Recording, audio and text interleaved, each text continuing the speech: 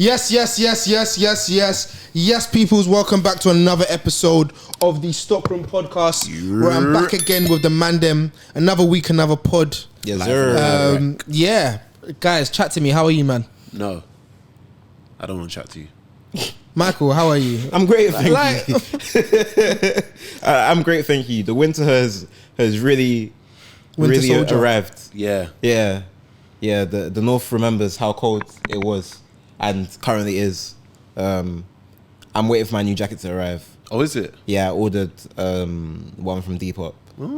Found a North Face Balfron jacket, 800 fill. Not too bad. I need to buy a North Face Baltoro jacket. I want to buy that Supreme one. But I think it's the Baltoro one I got actually. Tell her that. Is it Baltoro? Let me check. I think it is. I want the North Face Baltoro jacket. I wanted that one, but the price isn't looking too friendly. That North Face Supreme. I wanted to get the one where it's a light blue, but it's like I think it's the mountain as the back of the jacket. Oh yeah. Either that one. Or that was cold. Yeah, Baltoro. Yeah, Baltoro, I got this one. Yeah, exactly. Yeah. Nice. Yeah, I wanted to get that one. I was gonna get a black color, but I said black is too big, so I was gonna get either the red or the yellow. But I was like, nah, let me just stick with the blue. So when that price decides to come down, if it does, I'm there. But for right now, I'm just steadily. Yeah. But apart from that, Bolu. Hear that? It's just cold, man. That's all I can say. It's just so cold. Like seasonal depression is coming in. It's like I don't even feel like it's seasonal depression. I just feel like I'm just cold. I am just cold. And I'm not happy when I'm cold. You know what though? You think we'll be used to it after 20 how many years? Imagine. I would say though that 23. it's not. I've not been upset in the fact that I feel like even though it was cold, like the weather is crisp, the skies are clear. It could be raining and cold.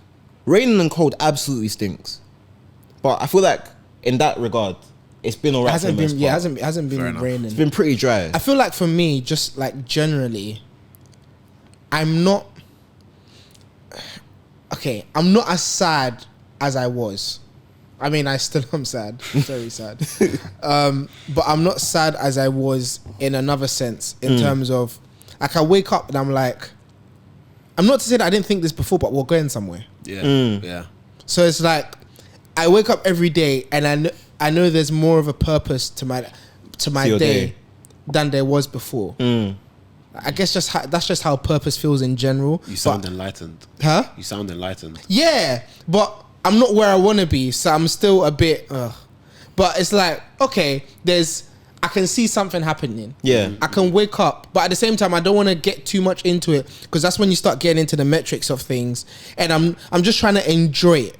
But the thing is, I feel like you can observe the metrics from an objective perspective, but simultaneously still know that there's more to do. But that's the thing. But it depends on the type of person you are. Exactly. That's where it gets with it. When Self-aware. you get too obsessed, then it's like, yo, you need to chill out, because that's what happens. And then, God forbid, people get cancelled or careers get cancelled, and it's like they don't know how to survive because they're so used to the dopamine. It's like when footballers retire, they find it so hard, or they'll go into like managerial positions, or go to another sport and play another sport in their because it's retirement. like I struggle with being the normal. Or you do a Tom Brady. You promise your wife that you retire, and then 1 year later, you're back in the sport. Divorced. Crazy. Is it Petr? Yeah, Petr Cech is an ice hockey. Yeah, he is. Yeah. So it's like, well, you would think after the City you nearly caught that you would have thought about it. But didn't think twice. Still, I'm back in it. It's a crazy dopamine. But apart from that, yeah, I guess I'm doing well, looking up on life, and slowly and surely we've had conversations and we're in and amongst things that it's like, okay, cool. We're doing something, we're being recognized, and let's just keep pushing, man. So guys, whatever you're doing in life, however you're being creative or in whatever industry you're in, just keep pushing through. And do you remember what movie that's from? I don't, and I don't want to be honest. But yeah, keep doing what you're doing. Wow. God's watching. Amen, I guess. Praise him, I think. Praise him. Okay, let's move on to what we got for. Yeah, might as well, right? That's a bit of a... Yeah, man. I'll start. I am wearing my Supreme Nike Air Force Ones in the chocolate brown. Can't complain. Hear it? They've seen a bit of wear and tear. They have, you know what? Yeah, they Sounds have, like but a they diss. haven't. No, because I'm just seeing the crease from here. Like the I can crease actually was see crazy, it. but it was like, I was like, bro, I've worn these like 5 times. Fair. But you know, Speaking of chocolate, Michael. yeah. Yeah, obviously I've got on the Neapolitan ice cream 95s. I joke. I've got on the Amamania So dumb. Air Max 95s. That's such a dad joke. Bro, they look like Neapolitan ice cream, bro. It does. Like, does. it looks quite edible, actually. All the flavors just. You know what I'm mixed in. saying? Yeah. I feel like we're both wearing like pre-edible shoes. Yeah, facts. Like if that was like a Belgian chocolate, Yeah. that would be a good Belgian just a chocolate. solid bar, just to Yeah, man. bite into. But yeah, you just feel like cracking your jaw because you bit. Cracking your jaw is crazy. Fair enough. But picked this up recently. Very, very steady pair for the London streets. I don't think they're like, in terms of opinions, I don't think they're like the needle was pushed. I feel like the pictures that I saw made me think they were better than they were. Well, yeah. So, are you getting not post shoe clarity, but are you getting It is. It's not post you carry because I don't Post dislike pickup the shoe. Post pickup clarity. It's more so like just like I like that. reality setting in, you know. Like, you know, sometimes like The money's the left your idea of account. something. The Amamania price has left your account. You know what, the idea of something. What was retail? 175. That's not too bad. What's normal 95 retail? 165. The Central C ones are also 175. Okay. So in and around that. But yeah, I feel like the idea of it and like seeing that image first was cold, and then like seeing it in person, I'm like, it's cold. Yeah. But it's not cold. Fair But enough. I'm not mad at it, you know. Fair enough. And I feel like I'll get a lot of weather this year. I feel like summertime comes, when I Yeah. enjoy it. It's a nice crepe, you know. Yesterday I went to Offspring and I saw the shoe in there, Yeah. and I didn't I knew. Wait, I thought they said that they're gonna return all the pairs. No, it was like a size 6, Oh, fair. but I didn't. Actually, that's a good point. You might want to go and check. I saw it was a size 6 on display, but obviously working in retail, you know, if there's a size 6 on display, that's probably like the last. That's probably like the last pair. But I was. No, ignore me. Yeah, I was feeling inside the shoe and I was like, damn, like, obviously this is premium quality materials, but how comfortable is it? Because the back of the heel, you know, the heel of a 95, Yeah. the two bits that go up and then meet at the back. Yeah. How does that feel? Because in the actual shoe, that felt quite like pointy and sharp. Well, you don't really feel it when you wear the shoe in the 95, I'll be honest. I will say though, in comparison to soles, And isn't that slippery inside because of the it's, you know what? insole? The insole is cozier than you would think. Okay. It's quite nice. It's like a leather insole. But I will say, as somebody who also owns the Jordan 4 Amamanias, Yeah. they, Do you still have them? Yeah, you do. yes, for now, they are so much more uncomfortable. Like, I could be wearing them for like an hour. By 59 minutes, I know I'm wearing them. Oh, okay. Most of my other shoes, thank God, I actually don't realize I'm wearing them in a sense. But these shoes will let you know that they're on your foot and they are pinching your toe. And yeah, man, that's the only reason why I'll probably like actually think about moving them on. But yeah, the 95s way more comfortable, a much better wear. I think the quilted nature of the soles on the 4s, and I think also the 3s, is the only thing I'll be like, oh yeah, I can't lie, you might want to change the insole for that. And maybe that's something I'll try before making the final decision. I think maybe changing the insole might be better. Oh, there's a spare insole. No, as in like buying your just old Taking bad. out, Oh, yeah, okay, taking out the okay, quilted okay, one and putting in the normal one. orthopedic. Okay. Yeah, okay, something like making that. sense, Because making bro, sense there. that quilted thing, It's not easy. bro. work. Even like the actual like sole of my foot, when I'm walking, I'm taking those steps, I probably feel it like it doesn't accommodate to my foot. It's just rigid, and yeah, sad. What you got on foot, Eman? Sorry, you spent a lot of time on me. What you got on foot? Got the grand prize. Yeah. Today I have on foot the new Corteiz Huarache, a shoe that we've been. Pronounce his full name. No, I know. Call me by my full gov. Full name. A shoe that we have. Gov, man. We have been seeing, or we have seen for how many months? It's been a while. Yeah, quite a while. Quite a while. The Air Huarache trainer. Someone got blocked over leaking the images. A member of High Sneaker Society sacrificed himself Hey for man. us to see this last year. Was it last year or No, early this year. Early Early this this year. year, you know. Yeah, the Nike Corteiz, Air Trainer, Huarache. Yeah, man. Nike call it in the flat pewter colorway. We call it the Gully Grey. The flat pewter colorway. How do they get flat Pluto? I don't like. No, but you know Nike colors are just like they're just on the colorway. Like if it fits a Pantone, this is the color, and bow. But like, what makes you think of pewter? Let me look up what pewter is. It's PEWTER, pewter. Pewter color. Sounds Because like, it could. It's not like a. Because A pewter color is like a grey. Fairs. Because it's not wolf. It's not far enough for a wolf. It's not deep enough for a charcoal. It could be a ghost, but also ghost is a bit like a. And this isn't necessarily fully grey. There's a bit of a tinge to it. Do you get what I'm saying? You can see some hues of green. Do you know what I'm saying? So it's not like it's like a little bit swampy but grey. And then the camo doesn't help because the camo also speaks to that swampy nature. You know what it is? I just wonder, yeah. So you see how, like you said, this just taken from the color wheel. Like when they were creating the color wheel, how did you see that and say pewter?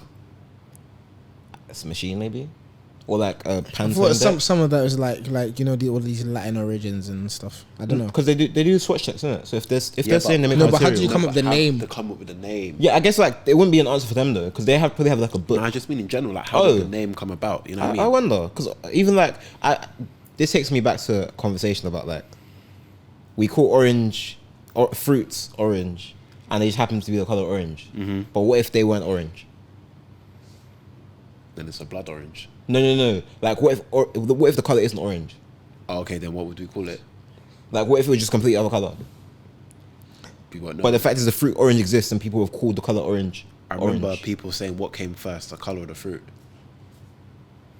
It's a real question. It is stuff. Or like gold as well. Like what came first, the color or the actual substance? Hey man, But yeah, how are these shoes on footy, man? Yeah, how's it feel? I can't lie. I haven't worn a Huarache in a very long time, so I can't remember the silhouette of the Huarache that I have, but I bought it years ago. Utility? Not a utility. That's the last one I bought. Yeah. same. Yeah. Boy But- from Foot Asylum. From JD. Great cop. Let me try Camo and find utility. it. But it's a Fairs. triple white Triple black. like Huarache variant. Was it the runner Huarache? No. Do you remember the runner Huarache? Yeah. They had a lot of like Huarache Esque, suns. yeah. Then there's a standard Huarache. There's cut the it out. Highs. yeah. Yeah, those. standard Huarache, utility Huaraches. There's bare different Huaraches. What was the name of this Huarache? It's gonna annoy me. But okay, cool. Basically, I'm gonna put the picture on here. I had a pair of Huaraches and I forgot what a Huarache felt like on foot because it's been so long since I've worn a Huarache. But this whole thing of you put your foot into like a glove, and the way that this is a perfect size for me, 8.5 perfect size. The way it molds around your foot, I love it. Like there's a bit of space at the front, but it's not like too much space. And then the way that when you lace the shoe, it holds your foot. Bro, I love it. I feel like I'm getting too much into it. But, Oh, No, it's a I good love it. shoe. The only thing that I forgot annoys me about Air Huaraches is this bit when you're trying to put your foot in and your foot can Or you get put like get through that bit. Yeah. Yeah, I hear you. It's If you're in a like- rush, worst if you're in a thing. rush. long day. Worst thing. I guess worst, that's why worst, people prefer the Huarache low. Yeah. Because you could just like slip your foot in. Yeah. Especially if it's the correct size for you. But yeah, this is the same shoe as which is on the table. My pair. Yeah. And also over there. There. Oh, fair enough. I did not I see didn't that. even notice you put Hey that. man, Fairs, man. Why did you put it up there? 4D chess. I need something to talk about. Wow. I'm gonna see if that's in the frame. Hope it is. I hope it is. Hope it is. For the plot. So randomly, I was wondering. So you see how we were talking about what's the color called again? Pewter grey. Puto. I was like, okay, like I wonder where Huarache comes from. The word. Oh, you don't know? I had no idea. Oh, am I the only one? Yeah. Eman, what's a Huarache? Isn't it a sandal? Wow. Yeah. I'm right. My Yeah. fault. I read that years ago. Literally, it's based on a sandal Yeah. that used to be rocked by a certain community in. Mexican Indians. I knew it was Indians, but I wasn't sure which one. You just wanted to My be fault. politically. No, I just wasn't sure. I don't be wrong. I'd rather be wrong. I'd rather say nothing than be wrong. But yeah, Yes. I revoke my sneakerhead license. Yeah, you should. I thought that was Michael. No, not me. No, I thought it was you that they have the sneakerhead license. Oh, lol. Yeah, that's actually true. I've not been a sneakerhead for the last 3 years. Screaming. But no, great shoe. Great 100%, shoe. 100%. Can't wait for the black and the whites, which are gonna drop. I don't know what do you think what color do you think will be the most sought after? Apparently, the blacks is the most stock. It's most stock and most sought after. 100%. Yeah. Everyone loves the black. Yeah, I think because of the silhouette's nature, it makes sense for them to stock the black the most. Yeah. But at the same time, it's like play the game, innit? Who knows, kind of thing. I wonder where they're gonna release the black. That's a good question. I mean, it'll be interesting to see what they do. Obviously, like Corteiz has shown us multiple times they operate on the world brand scale. Yeah. Which I don't know if that means including Nike sneakers. Yeah, it would be interesting to see if some pairs show up over there. But I think all in all, like it's just like they take the narrative and they do what they want. That's kind of the way they go about things. And it's going to be interesting to see how things play out over the next few days or few weeks, should I say? And yeah, like personally, obviously you said you got the perfect size. I wish I went half size down because I put mine on. My feet are secure. Yours is pedantic still. No, my feet are secure, but I don't usually ever have to put a finger into the back of my shoe and feel all that space. Oh, okay, fair enough. I feel like where I put on you, I was like, okay, cool, like this fits nice. And I was like, wait, but like there's actually room both in front and at the back. So I feel like if I'm gonna get the black pair, if I get access to it, I'll probably get a size 8. Fairs. Yeah, I sized down for my one as well. I got an 11.5. Yeah. How does it feel? 11.5 size down. Oh, we actually, I can't lie, today we were trying to be sure. Oh, thanks. Appreciate that. Size 11.5. Wait, man, I thought we were gonna clown him. He clowned himself. That's crazy. That's crazy. That's 4D chest. But yeah, go on. But yeah, it feels good. It feels good. I could have gone a half size lower for my actual Air Force One size, but it still feels good. It feels like, you know, like with Air Forces, yeah, because obviously these are 11, and it's like after time it doesn't feel claustrophobic. But at the start, it feels claustrophobic, especially on the sides. But that, yeah, no, easy. And obviously you're not gonna wear the strap, but if I was to strap it down, it would be so much more secure as well. Yeah. Let's get into the details of this. Yeah. The RTW Nike heel tab. Yep. We have the C-Star on the toe box, reminiscent of obviously the 95. previous 95. Yeah, iconic. On the straps, we've got Nike and then the Corteiz Alcatraz logo as well. Very clean. Great placement, to be fair. If the details hadn't fully run out, you see them continuing with the camo lining that we saw on the 95s as well. Although the camo 95 linings were different colors depending on the shoes. I'm not sure if these will be uniform or the same kind of nature of different colors. Oh, okay, we'll have to wait and see. Yeah. From the CADs, they were the same color. They look the same, but you know they could change things last minute. And then on the tongue of the shoe, you've got Air Huarache, and then by Corteiz. By Corteiz. Yeah, by Corteiz. I'm pretty sure it is. Yeah. Let me confirm. Yeah, by Corteiz. So yeah, nice little details there. And then they also packed it with a two dog tags, one to wear and one to rock on your shoe. The one to rock on your shoe is the Nike one, which has Beaverton with the UN that you noticed. Beaverton, and it's got Nike Athletics. Yeah, Athletics with a Z. 1972, when obviously the brand started. Beaverton T. And then the other one has Corteiz's Alcatraz logo. Oh, okay. I believe, no? I haven't even had a look properly. I'm not gonna lie. I believe so. Yeah. Corteiz Alcatraz logo. And then I think the start date of their brand as well. Okay. So, and that's the dog tag to rock. So if you're into wearing dog tags, and it also comes with the reflective laces. Yeah. Would you guys change your laces by any chance? Just wondering. I feel like there's enough reflectiveness going on In the crep. but I don't see. Like, I wouldn't, but if somebody does, I'm not gonna be like, oh, it's like, oh, okay. Yeah. Like, do your thing in it. Live your movie. There's one key detail you missed. Go on. Do that? Yeah. With the gum sole? Yes. Oh yeah. Sorry. Gum. You know what? I thought it. I didn't say it. Wow. Yeah. Nice little contrast there to the majority of the shoe. Yeah, man. It just adds to the elements of the crep. I feel like it's just inviting me to do a kickflip. It's inviting you to the click. What's your first Huarache memory, or what's your what's a Huarache memory that sticks out to you? Cool. So when I put on my story, I put a song on my story, innit? I like to play the game. When I was, FIFA 09, yeah, Wayne Rooney on the cover, I'm pretty sure. If I'm mistaken, correct me, but I'm pretty sure it was Wayne Rooney on the cover. And the song on that FIFA, on PS2, that was a banger, was a song called Black and Gold. That song, yeah, whenever I used to look in on FIFA, and it'll only be in summer, because I couldn't play FIFA during school times, only on holidays. I hear it. Anyway, Sha, bring back to the Huarache memory. My older cousins at church, they used to have like multiple pairs of these, innit? The black and grey one, the black and purple one, the white and Miami Dolphins blue one, and they used to rock them with proper baggy trousers. So it's kind of funny because we're back there now, innit? But they used to rock them with like G-Star bottoms or a Ralph tracksuit, sorry, and it'll be like Ralph Polo.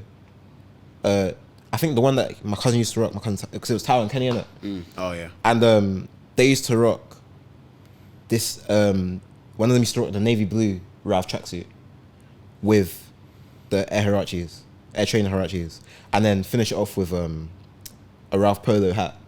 So literally fully Ralphed out, then the Air Huarache trainers on feet. And I saw that crepe, yeah, and I wasn't getting money back then. I didn't really have an idea of what money was. We were still on £5 a week, or yeah, £5 a week back then. So getting that crepe was not an option. But I always saw that crepe and I was like, that crepe's hard. And so when I started working in retail, I'd always been like, yo, like, where can I buy this crepe? But my problem was then like trusting people to buy it from in the secondary market. Because if I buy it and it falls apart, then I'll be upset. So yeah, man, we're finally here, reunited with a historic crepe. Bolu. I feel like I've said things in and around this multiple times, but I remember one in a pair, but you know, classic, not in my size. So okay, not necessary. But then when I started working, I actually started making my own money. That was when I was able to. I went to Foot Asylum because they opened a new one in Broadway near where we were. And again, they just didn't have the Air Trainer Huaraches weren't in there, but they had the utility Huaraches. And I was like, okay, cool. I liked it how it was low, but it wasn't low. Like I just had that sleek finish. Well. Yeah. I was even speaking to my brother. And it had about the pull tabs as well. Yeah, at the front, I was speaking to my brother last week about it as well when I told him like, oh yeah, like I'm grabbing these, and he was like, oh, like, do you remember the Huaraches that we were rocking back then? Like, I was like, yeah, no, like this is real. But yeah, so I just started to wear them, and yeah, I just loved it. But it's like, I don't know if it was like, the hater in me or like just an agenda. But it was like in my head, I never liked the normal Huaraches because I couldn't get them. But I always will love the utility ones. Whenever I see the normal ones, I just have this taste towards it because I never got it back in the day. But I'll always love the utility ones. Yeah, that's my memory. What about you? For me, obviously working in retail and just looking at Huaraches, I remember there was a time, I think it was around Christmas. I can't remember what Christmas it was, but I would like to say 2015-ish.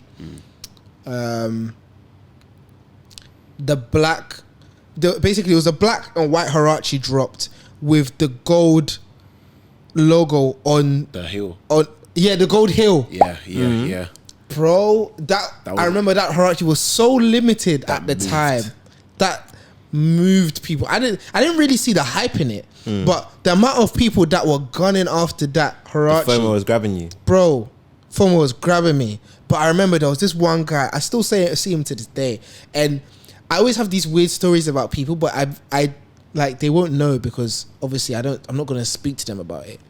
But I remember he had a triple grey Huarache. Is it a cool grey Huarache? Crazy. I was like, yo, that's a mad one though. Like I'm gonna put the picture up of the Huarache, but I was like, yo, I need, like, this is sexy. I need this. But at the time, obviously, I wasn't making money then. So it was like, it was always something that I looked to.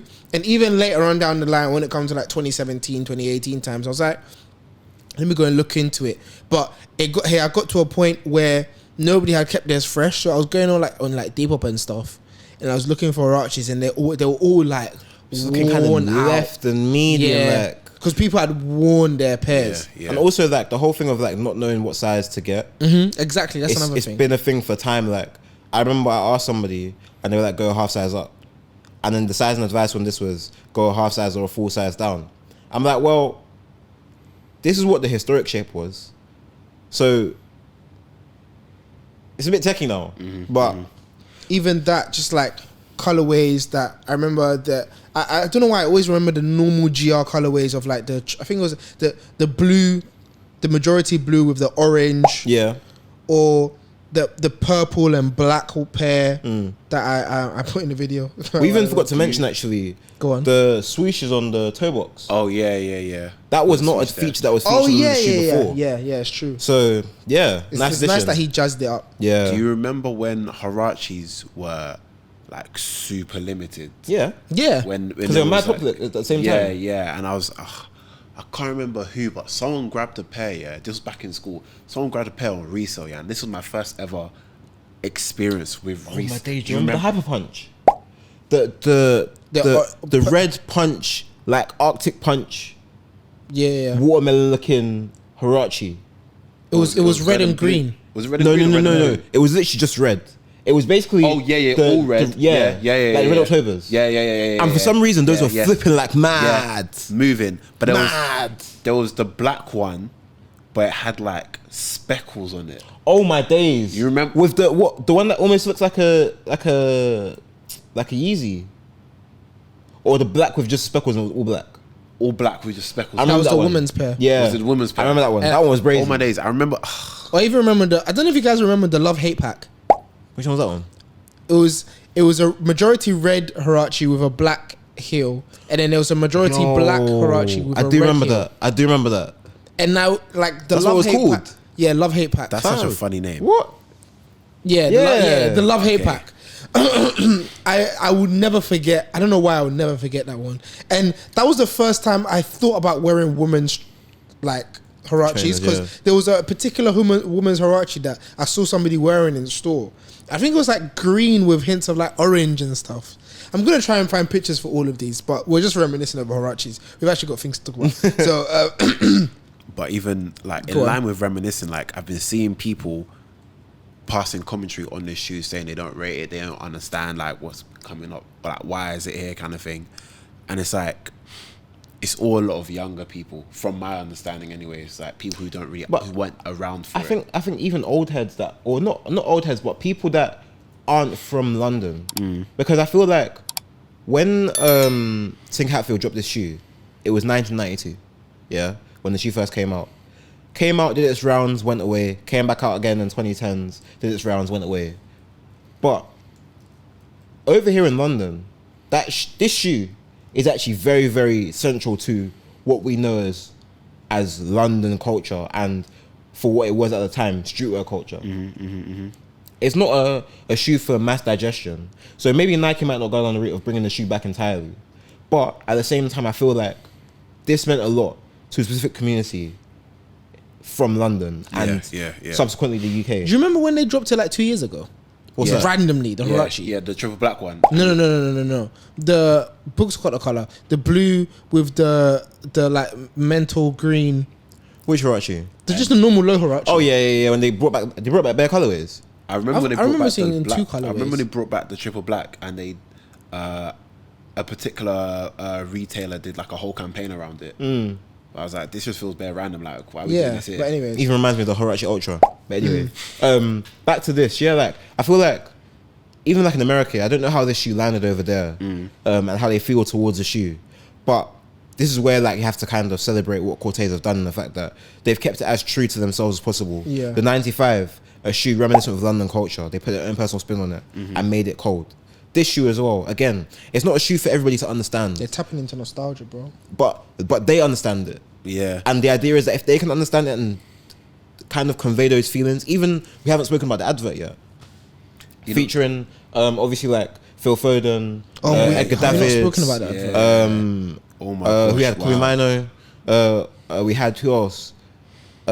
Frida Yese. Kamavinga was on it, no? Kamavinga was the Chai Cartier, bare people, bro, just balling out, and it was obviously not a direct replica, but very, very similar to the previous Nike football advert from it was basketball. Sorry, Nike basketball advert. What was it? Either 2001 or 99, because Vince was young and bold.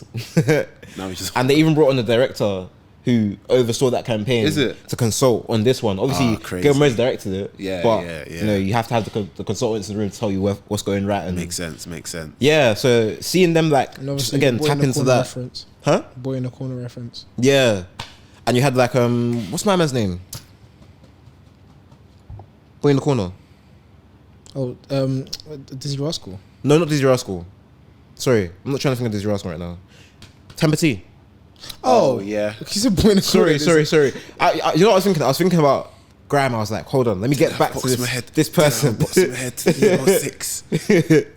Yeah, man. As it was cold, and it was modernized. You saw you got to see the shoes. You got to see how they kind of operate. You got to see the different little angles that they kind of played with. It's interesting because it's football is so big in our culture, and you use anything to play football. Fact. So using this shoe to kick ball in, when I guess you would say it's a basketball shoe. Yeah. In a sense. Yeah. Really spoke to how we've really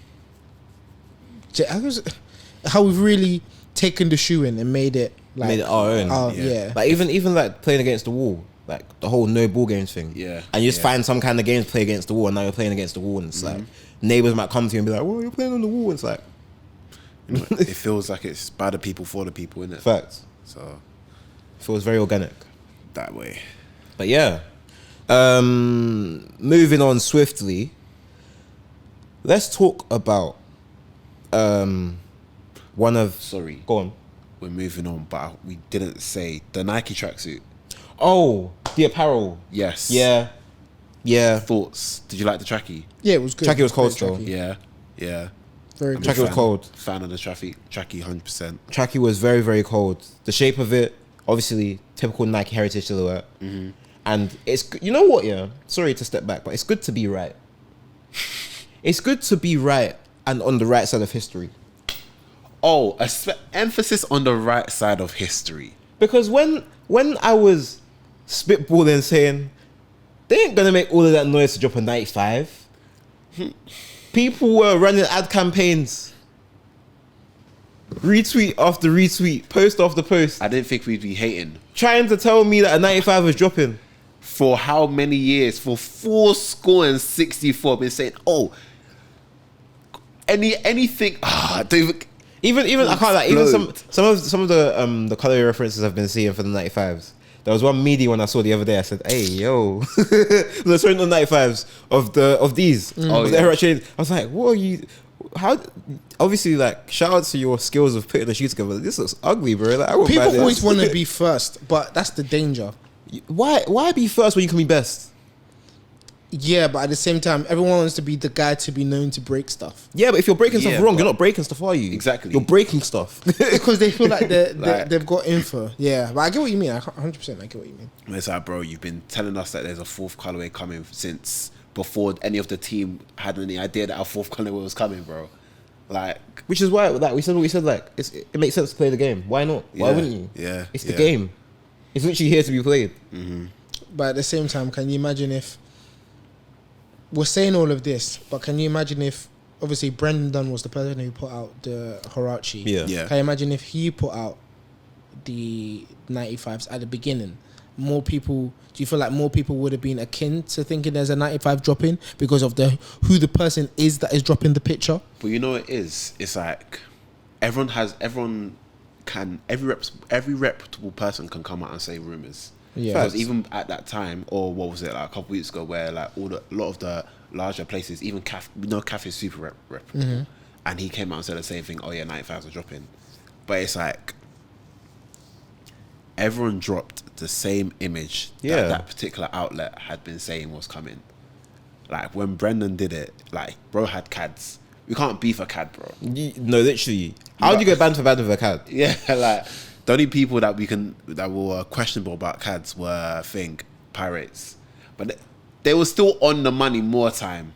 Maybe a little colorway skew here and there. Yeah, like even like with the Off-White 50 Off-White 50, they said got 50 colorways. They just didn't get how 50 were. Yeah.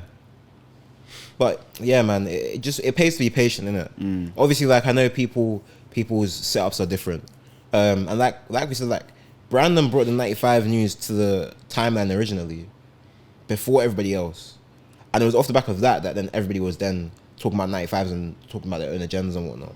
And I just found it interesting how people were so quick to kind of jump on the whole bandwagon of like saying, like who do Corteiz think they are at the time of obviously the recent Palace stuff. But now everyone's buying the shoe. So it's like, I don't know, man. The game's an interesting one, bro. The game's an interesting one. Speaking of the game, let's go over onto another The Game's the Game. I guess in a different light. If we dial back to September, I think September 30th, Virgil Abloh's birthday. And on that same day, it was reported that LVMH have sold Off-White to Bluestar Alliance. Obviously, we know Off-White for being the brand that Virgil Abloh started. LV only... Off the back of Pyrex vision. Yeah, off the back of Pyrex. LVMH acquiring Off-White in 2021 for a 60% stake of Off-White. So that turnaround of 2021 to 2024, obviously him tragically died in 2023? 2022. I guess they saw out the period after it in terms of what's going to happen. I even remember that day was in Crep City. I was at WizKids. Yeah. Me and Michael were in Crep City. I was literally walking in and then my friend was like, "Oh, that designer you like died." I said, "Who?" Mad, bro. Like crazy. Yeah. But the announcement being made on his birthday wasn't great. It didn't feel very tasteful. It felt timed, and it just felt like, why couldn't you have done it beforehand, or why are you waiting until now? Like, obviously the sale of something takes time. What's waiting a week? The sale comes amid of Off-White struggles to regain the relevance it had under the founder Virgil Abloh, which is understandable. Yeah, I mean Ibrahim Kamara has done a great job so far, like trying to keep the brand storyline alive, but at the same time, he struggled to resonate with the Off-White's core customers, and I think they tried to take the fashion angle, because streetwear. Virgil had already said it himself actually that streetwear as a concept is on the way out, so you need to choose a lane to exist within, especially streetwear and fashion. Like if you're going to be streetwear, don't be streetwear, be menswear. If you're going to be like be something and have streetwear roots, that's fine, and dabble in that, but at the same time make sure you're offering other things at like a high level. And it just seemed a bit I don't know, man. You know, I feel like the problem is, which is no fault to Ibrahim at all, it's like LVMH as well as majority of the consumers bought into the man, as opposed to buying into the brand. Like when you ask like the average person about, oh, why do you love like Off-White, for example, they're gonna speak about Virgil first. They're not gonna speak about even just the fact that the trend of the big cross on the back of the jumper. But sorry, continue. Yeah, like they're not gonna be like, oh, I really loved when I saw them make a heel and they put a little crowbar at the bottom. Like, no, they're not focused on the design as opposed to the impact that the man behind the design had. So, and LVMH really did hand him the keys. No, facts. He was pulling strings over there. So it's like, once unfortunately the man went, it was only a matter of time really, because no one actually was messing with Off-White as Off-White, or not no one. I can't say no one, but less people were into Off-White for it being Off-White as opposed to it being Virgil's brand. And it can go one of two ways. It can go the way of being raw. My man has died. Let's mourn him by appreciating his work and buying into his brand. Or it can be a thing of he's died. Radio silence. And I feel like the former that you mentioned can only last for so long. Yeah. Before the latter then eventually kicks in. Yeah. And I guess it was quicker than a lot of people. Fact. Bluestar Alliance is the perfect partner to carry that legacy forward, and we are confident that under their stewardship, Off-White will continue to innovate whilst respecting the spirit and value of the brand. that was a statement put out by LVMH. I find all of this funny that there was this whole Off-White Air Jordan 1 rumor. And obviously they've been sold. I don't think Nike would align with Bluestar, or Nike will align with Off-White in its current form after the sale. Why? In terms of LVMH is LVMH. Yeah. And okay, I'll explain it further on, but the way that Bluestar Alliance are planning to handle Off-White, I don't think aligns with what Nike would want for the brand. Again, So in terms of... I get it, but at the same time, the 10 is a 10. That's happened, bro. Like, Yeah, but it's happened. yeah, and if they say, oh, we're dropping a 10 again, people aren't going to think, oh, but, you know, Bluestar Alliance are doing X, Y, and Z with Off-White now. Bro, I want those Chicago Off-White 5s. Oh, those Chicago Off-White 1s, pardon me. Like, they're going to want it regardless. And plus, it's more likely that it's just going to be majority done through Nike as opposed And I to... I don't think Nike would do that out of the respect of Virgil passing away. I don't get what you're saying. In terms, Basically, go on. what I'm trying to say is Bluestar Alliance is a lesser brand in comparison to an LVMH. So I don't feel like Nike would like to adjust themselves or put themselves in the lane, especially with adjusting? Nike aren't doing anything. What do you mean? Bluestar Alliance is now an owner of shares within Yeah. the brand. Yeah. LVMH was also simultaneously a majority shareholder within Off-White. They own 6%. The 40% was still retained by Off-White. Technically speaking, all that changes their ownership. Off-White is still Off-White. It's not triple collab. It's not because even the trainers were LV and Nike, commissioned by Virgil Abloh. So some of them had Off-White detailing, but the majority was LV Off-White. Same way with the trainers, they were LV Nike, and then on the other side it was Off-White Nike. We had a few overlaps where you saw Off-White LV Nike, but they were more so like runaways and giftings. So I don't think Nike stooping or not stooping is the question here. In terms of your owner's changed, all right, cool. I just need to go and visit your new house then. It doesn't affect the business that Off-White, the business relationship Off-White have with Nike, I don't think. Like, at the end of the day, can you still flip a brick? If your owner's changed, can you still cook for me? Yeah, calm. We're here. Point and simple. It's not going to be a thing where, like, they're going to come and I'll be like, oh, yes, we're going to... It's not like they're going to come and say, oh, we're going to rebrand everything. We're going to change the logo. We're going to change what we make. We're not going to do clothes anymore. I feel like you always have this mindset when people talk about people purchasing other companies. Go on. Just because you purchase a company doesn't mean you can change everything within the company. Yeah, I And not understand even that. just that. It doesn't mean you're going to change. Even if you had the power to, like, you've got a majority share technically to do what you want. But at the same time, the formula's there. The formula's worked. Like, what's the point in coming in? It's like them saying, oh, they're going in and be like, oh, yeah, we're no longer going to make clothes. We're going to make ebooks. Because that's what us and our company, like, we do naturally. Like, it doesn't make sense. LVMH, another problem for Off-White is at LVMH, it's very easy to get overlooked because of the competition you're surrounded by. There are so many huge brands. Fashion Week is like the Olympics for them lot. Everyone's showing out. If you don't have the budget to do big budget campaigns, unfortunately you can't do a big budget campaign. It's that simple. Okay, let me quickly read you a bit about Bluestar. Acquiring Off-White represents a unique opportunity for Bluestar Alliance to honor and build upon the enduring legacy of Virgil Abloh, said by their CEO. His visionary approach to fashion resonates deeply with our core values.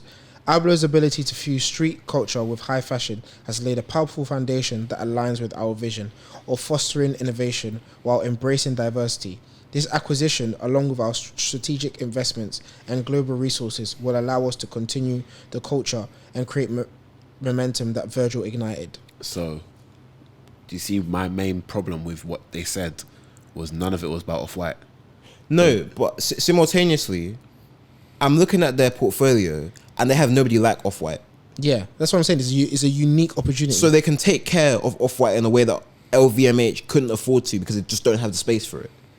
LVMH is very cutthroat. It's business. If you're not making me money, I don't need you. And following off from that, they just released their Q3 earnings call. Fashion was down 5%, which made sense as to why they had to shift some things. I mean, you say that, but they are going around it, is circumventing it a little bit.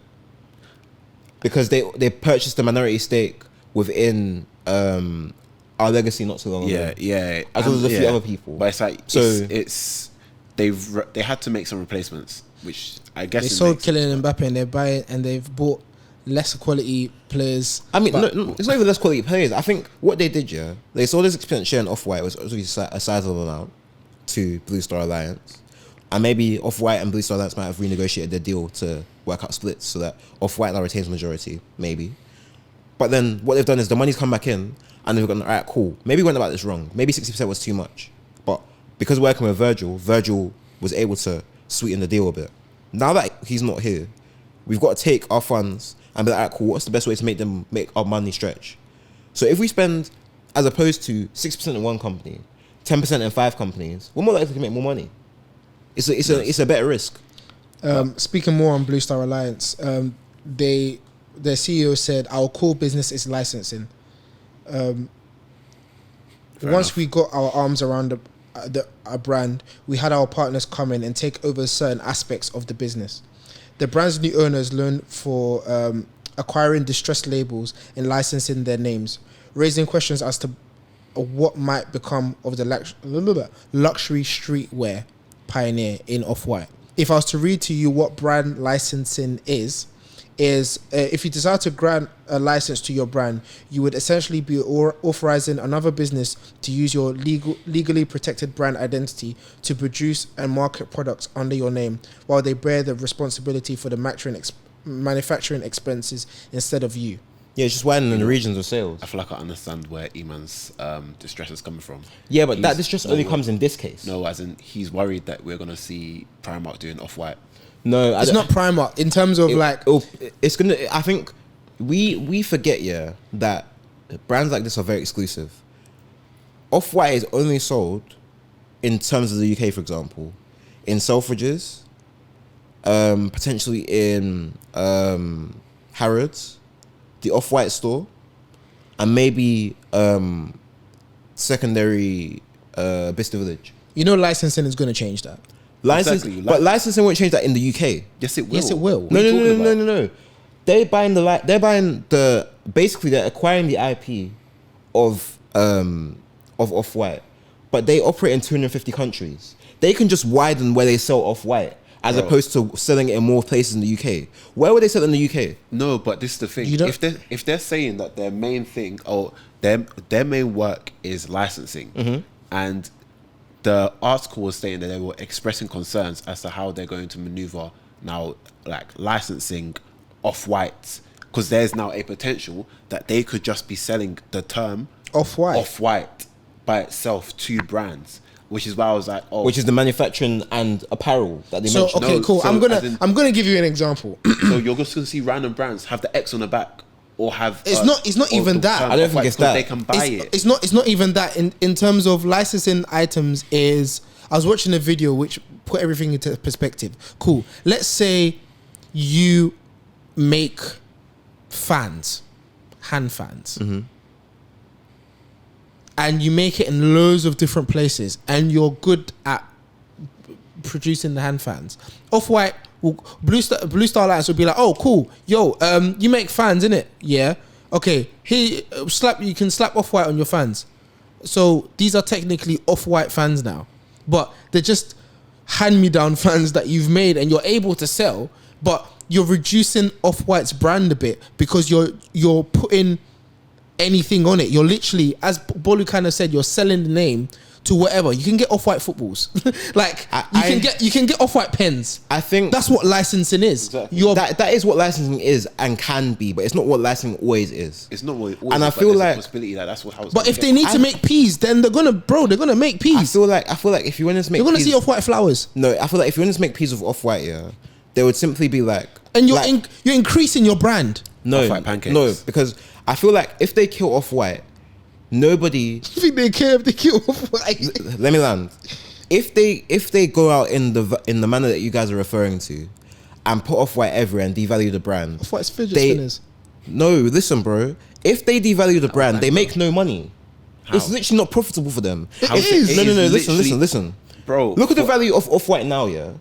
If you were to dilute their product and take them away from where they're making their money and make their product less dear and more quote-unquote accessible, slapping on any random item, the value of Off-White drops. You have lost money on your investment. It's facts. No, because if this is 2021 now and fidget spinners are big again, and those, what's that thing that you ride up and down, the two-wheel thing that we would that's here. What's it? I forgot what it's called. That thing. Yeah. So if now there's a market for it, and they're like, yo, we need to make peas, and they're making peas on it because our people want to buy. People want to buy it, and two, it's even gonna be more of a thing if there's Off-White on it. How are you losing peas if you're selling it? On top of that, like, just because, let's say for example, if like, let's say fidget guys, spinners, I'm talking about the hoverboard. I forgot what the name is. Let's say if we're looking at fidget spinners, just because I licensed you, if I gave you a license and you said you'll stop it on like 1 million copies, all right, cool. That's a mil. Yeah. For example, you don't have to move the mill for me to get the mill. If you get what I mean, like you produced 1 million versions. You don't have to sell it all for me to have already made my money, because I've made my money because you're using it in the first place. So look, yeah, I'm reading the stuff you've put in the docs. Yeah, the brand's new owner is known for acquiring distressed labels and licensing their names, raising questions about what might become of the luxury streetwear pioneer. It's not saying that he will necessarily go and dilute the brand, because think about it this way, yeah. You see how dynasties are built in terms of fashion, yeah, and this is the way I'm looking at it from, yeah. LVMH built their name off acquiring other brands around them, using their core brands as a case study to invite other brands to do business with them and grow their conglomerate. Yeah? Go stream conglomerate if you haven't streamed it. Sorry. Anyway, Richemont, same thing. Acquiring brands in the watch market and the fashion space. Again, boosting the value of their conglomerate. Now, if Bluestar Alliance has the idea that, okay, cool, yes, we might be known for distressing companies, but we actually want to grow our fashion portfolio in a sustainable manner.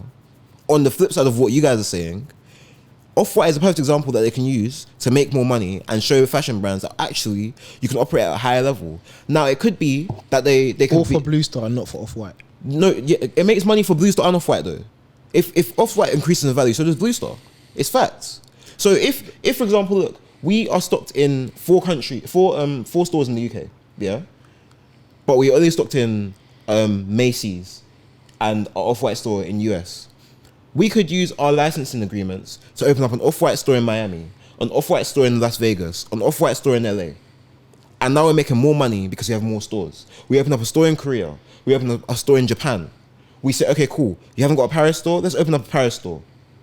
But what are they selling in those stores? Off-White apparel. Fidget spinners. Bro, I feel like you think about things in extremes, and licensing isn't just about making crap products. Oh yeah, I understand. Yeah, that. of course. But what we're talking about though is that this is a is not saying that this is going to happen, but there's a possibility that Off-White can end up in this space. There is a possibility, but my problem is that you're not considering the other side of the equation. We are. I don't know. No, because he's not. I don't know about you, buddy, but I can say I have considered that it can go well. But at the same time, there's a possibility that it can go left. And if it goes left, that's the kind of left we're going to look at. I think like overall, I think the scene hasn't reacted to the sale of Off-White because they don't know what the quantity of this individual we're dealing with is Bluestar Alliance. They're an unknown quantity, so you don't know what they're going to do. If they decide to dilute the brand, everybody will look at LV and be like, cool, you did a business, but like, that's kind of sad. You killed him. That's kind of sad. You're the one that put the nail in the coffin. That's kind of sad. On the flip side, it could just be a thing of, like I said, they could be using LV as a case study because right now, brands need money. Jacques Comis, the guy, Jacques Comis is talking about, yo, like, I need somebody who's going to come in as a minority shareholder so I can basically fund my more fashion shows, opening of stores, etc. So if you are using your noggin, you go and grab a brand that might be slightly struggling and you use them as a case study and flag and be like, yo, look, this is what I did for this brand in the space of a year. I could do that for you. And that's how you build your brand Bible or your brand directory. And that's how you acquire some of these brands that are suffering right now, because fashion is suffering right now. There's not much money in here anymore. It's dropped. The price of luxuries are too high, and people's pockets are not matching the price of luxury. So simply put, fashion's making less money. Hence the 5% drop. Yeah, and I was listening to the Business of Fashion pod. I just got up to a point where they were saying that LVMH basically got off the best in only having a minus 5% loss. Like everyone else is we were talking about who we talking about? Talking about Net Porter. Talking about Farfetch. Yeah, these guys are sinking, brother. Everyone's suffering. So man, it's just a sign of like a bad economy, like global economy. Facts. Even just because like people just don't have money to spend. Yeah, spending power is just dropping. Global economy is weak right now, bro. Very weak. Quickly to move into this, I don't want to make this a sad pod, but okay. Recently we did have DJ Clarke Kent that passed as well. Yeah, rest in peace. Yeah, man. Rest in peace. Somebody big in the sneaker game. I would say more in America than this side, but obviously he did have a lot of strong ties. No, I feel like to people in the UK. Definitely, man. Cancer. He's been obviously cancer. Cancer did kill Virgil as well. So we see how big cancer is as more of a silent killer. Yeah, and it's crazy because when you look at Clarke Kent, obviously the guy's struggling, but you don't see it because a lot of people mask it with how like outwardly open, and also and just like how like they don't let it put them down. Like, yeah. A lot of like if you concede to like a lot, but I mean even in the case of Virgil, like it wasn't until he passed that people knew really what was going on with him. You see him, Chadwick Boseman even. Exactly. You see like obviously Chadwick Boseman was a bit more like he lost weight quite drastically over a short period of time. Yeah.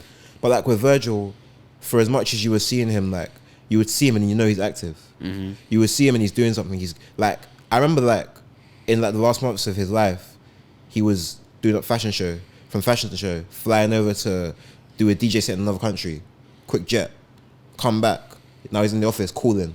Like some people it's not that they're masking the fact that they have cancer, but they're just not letting it hold them in the moment because when life finishes, it finishes. So why not do everything I can today? You know, grind don't stop. Exactly. So I think that's kind of more so where our view for Virgil is, and I think that with Clarke Kent, like DJ Clarke Kent, he's obviously like a massive figure in the space. Yeah. And for all that he did, and all the connections he brought, and all the people he opened doors for, like he's an inspirational guy. You know, even just watching like JLP speak about him, with Brendan and Matt Welty, like on Context Pod, they just spoke so highly of him. It's like I can only imagine if I can feel how important he was to them. I can only imagine how much he actually was like important to others as well. So yeah, man. Obviously had a slew of footwear releases. Most recent being the what was it called? The List. The List. Yeah.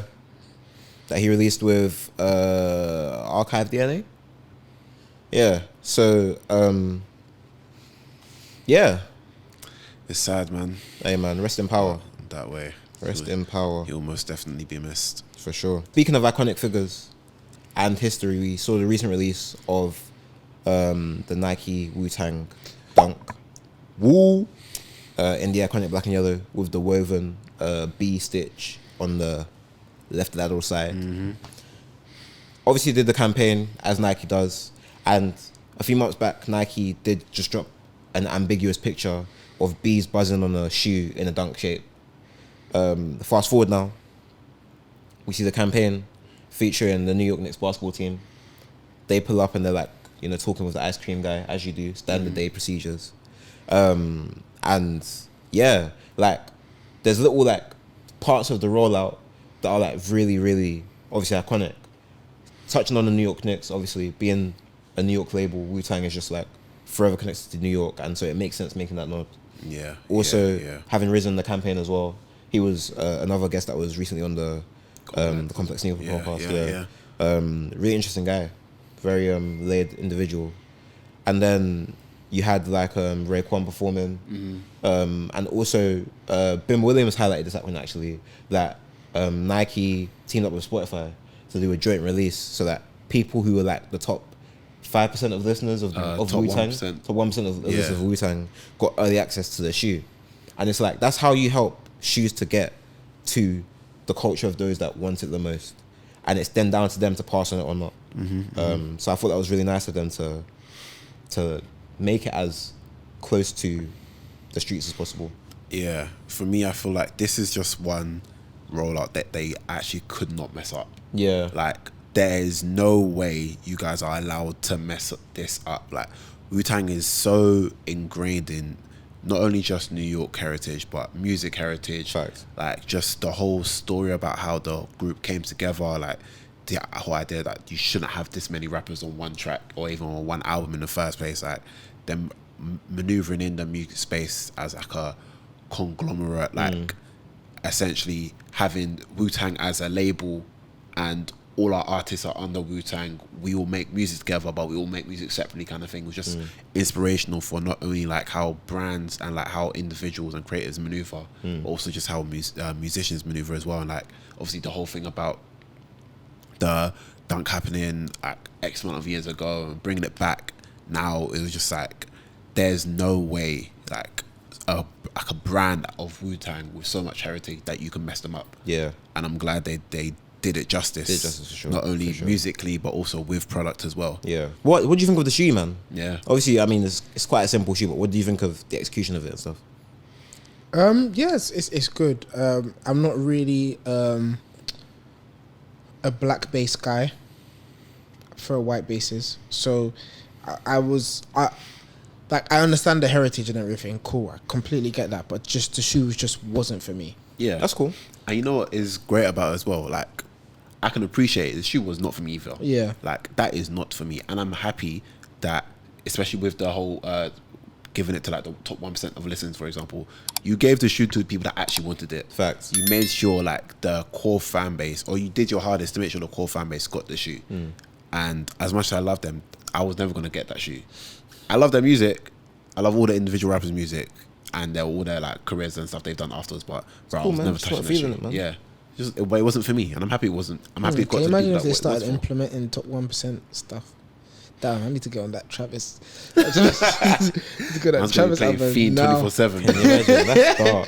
Just leaving it, looping, waiting till the end of the year. You're in top Hey. 1%. Yes.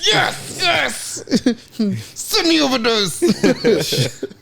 So, I can't imagine how many people you can compete with. Those have got like 2 seconds. oh, fairs, man. Yeah, I can't lie. Do you know how hard it would be to be Travis's top 1%? Yeah, Pete. That is dedication. for real. But that even reminds me, back to the Off-White, hear me out. I feel like Pyrex Vision came out a bit too early. Go on. You can. That's not an unfair observation. Nah, Especially in Go the on. UK. Okay. Because, hear me out, imagine, before everyone went jail, drill with Pyrex.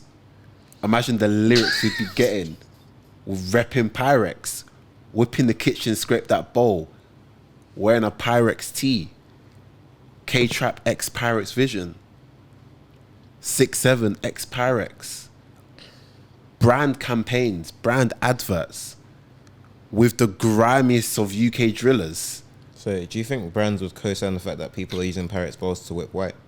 First of all, Off-White is Michael, not- God first of bless all- you. No, because no, no, no. the thing First is, of all- I was first gonna of all- say first of something, all, no, but no. I knew that you would this do is- the honors, And this is where you guys are wrong, because and that is Pyrex- where you go wrong. Pyrex was not just a brand, it was a movement.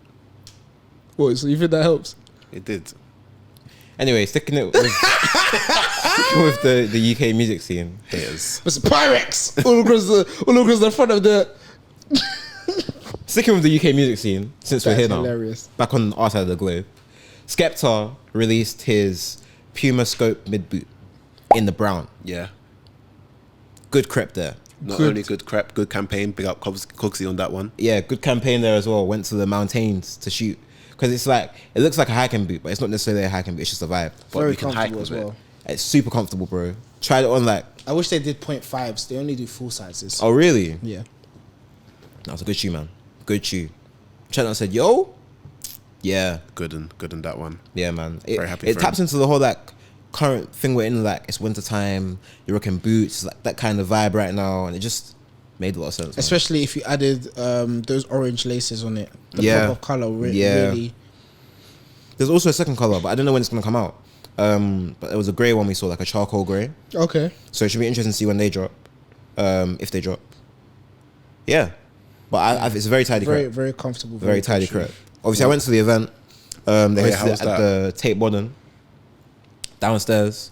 So you basically like obviously walk around the Tate, go into this section, and it was like they had like a couple rooms, used to like 3 rooms, but they were quite big rooms. I wonder what inspired him to create a boot. Just every day, innit? Comfortable, stepping vibes, you know. Yeah, but boots aren't necessarily what.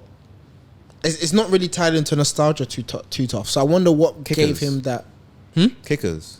Yeah, but kickers. It's then not you're- really a boot like that. It's not. But yeah, but this isn't really a boot like that either. No, in terms It's of not like a Dr. Martin. this is more of a safety boot silhouette more than a kicker silhouette. But that's It's- literally what kickers look like. Yeah. Kickers literally look like safety boots. But they're no, not. kickers don't look like safety boots. Bro, Whatever. you put in a steel toe cap into a kicker, that's secure. I don't feel like kickers look 100%. like safe. My I feel guy, like see, there's. I see safety boots all the time. I I'll literally feel show you like- mine. Okay, yes, I understand you see safety boots, but in terms of like kickers are very slim. It's like a slim thick colorway. Like Bro. I mean silhouette. I said colorway. Yeah, but you're used to seeing it in school, so you don't see it as that kind of crep. Yeah. Take yourself out of school for a sec and think of it just as a general shoe. That shoe is a boot. Because think about this. When you think about kickers, yeah, what size are you thinking of? 5.5, 6. Exactly. And that's To where your 8. issue is. You're not thinking of 8. You're thinking of 5. You're thinking 5.5, of back when you were in school. 5.5. You're 6 stretching to it. 7. You're stretching it. It's a 5. And that's the same way when I asked was that a size question, the 5.5. first thing that came to my head was a 5. Because that's the size you're Were you thinking. ever a size 5? I will throw my laptop. Were you ever? I will That's throw so my, crazy. I will throw my laptop. That's so at you. crazy. Oh Were you my ever a God. size I feel like 5? Bolu spawned in at a size 6. I said that. Oh my But he came gosh. out the room and said domain expansion. Said I'm a size 7 now. Bolu spawned in at size 6. That's Can you crazy. imagine? But now, what I'm trying to say is that you don't see, because you see a kicker in your head, all you imagine it as is like a kid's shoe basically, or Yeah. you attach it to being in school. You can't actually view it as itself as a silhouette that can be similar to safety boots as things that you see as an adult. I just personally feel like he wanted something a bit more secure. The low is there in terms of the scope forever. Let's raise it up a little bit. We don't want a high top, but we want something cozy. And I feel like right now we're seeing obviously Yeezys are now being stocked in Sports Direct. But Anything can't about lie, them? Oh. those boots, they could still see me. I actually really enjoy those boots. I've enjoyed them for a long time. It's nice. People And are now people are wearing those Dimer boots. Dimer? Yeah. So it's like we're in that kind of like alternative vibe where you want to kind of get a crep that's like not so much low but not high. It's like a mid cut. It's like so yeah, man. It's just the way the cultural zeitgeist is moving right now. Yeah. There was a real shout out to the British culture of wearing a jacket, boots, and shorts. No real. Like Hate Literally. that outfit. But you, Like, bro, I I understand see it. the outfit so much. I understand honestly. it, but I hated it. Bro, I Do you know saw what the it is? It was outfit a today. shorts and boots combination. Yeah, with bro. the thick puffer jacket. thick puffer. Yeah, man. Yeah, Like, bro. Get your knees out, bro. You need some That- fresh, do you know fresh what that air is? on your legs. Do you know what that is? That is going out to hit a blunt uniform. Like I need to leave the house real quick, but it's cold in the UK. So I'm gonna put on a jacket. I actually don't. It's not even that though, because I feel like when you go Central, for example, you see people walking around in literally shorts, flip flops, and a puffer jacket. in Central. Yes, bro. Yes, bro. You see some I don't know crazy about things, Central. bro. I wouldn't know. Do you know? Do you know the only thing I do have to say? Though, Yeah? so I can't say. It's A, bro. It's real life. So back to the event. Yeah, sorry. They did it at the Tate Modern. They had performers come on the stage. Gets performed. Oh, fine. It was like a obviously cypher situation, so similar to the last one we went to. So Gets, Jamie, Jammer, Skepta, a couple other men were there as well. D-double. Heady one pulled up towards the end. D-double pulled up, yeah. Was that the one Novelist. where people were saying that? I saw someone saying, "Oh, like All the sets are really. They don't wanna see really- these- yeah, I don't want Yeah. to see people." Yeah, okay, yeah. okay. And I just felt like I was like, but you weren't there though. Like, being there, yeah, the energy was cool. The people vibing, and there were new bars there, so you couldn't even really tag along like that. Yeah. One thing I did find, yeah, was that obviously because it's like Skepta's audience, people know Skepta's songs, and it's interesting to see when people don't know other people's songs. Like Gets came up, and Gets is like verified, and he was performing the song of his, or like a freestyle of his, but people didn't know it. And when he got to like the pit where people should have joined in, they didn't. And I was like, raw, like it's interesting when people miss out those little things when it's a different audience. But he just kept pushing and kept rapping. So You got it, man. Yeah, man. And then anyone pulled up towards the end.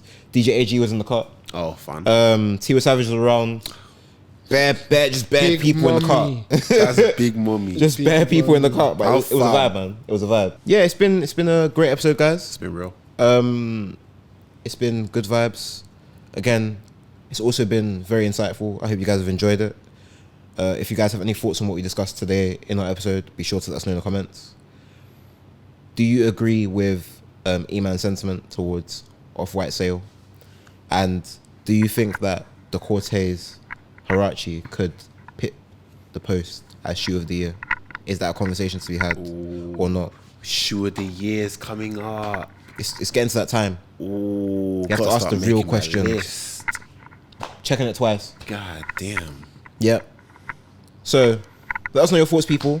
And yeah, we'll see you in the next one. Until then, make sure to like, comment, subscribe. Tap in with us on socials. And we'll see you again soon. Peace. Take it easy. Bye-bye.